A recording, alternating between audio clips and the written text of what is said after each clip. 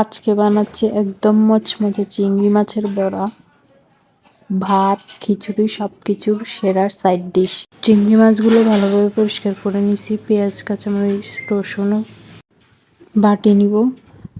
খুবই মজাদার আর স্পেশাল একটা রেসিপি চিংড়ি মাছের বড়া।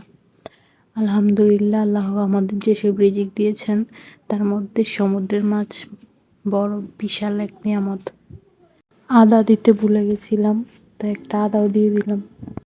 এবার পেঁয়াজ রসুনগুলোতে লবণ, মরিচ, হলুদ,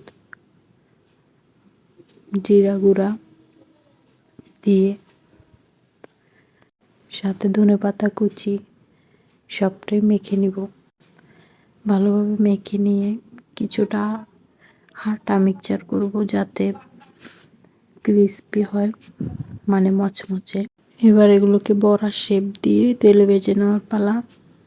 মুচমুচে করে ভেজে নিব। দেখুন কি সুন্দর কালার আসতেছে।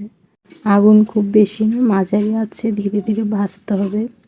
ভিডিওটি ভালো লাগলে একটি লাইক, কমেন্ট, শেয়ার দিয়ে দিবেন। চ্যানেলে সাবস্ক্রাইব করতে ভুলবেন না। ধন্যবাদ।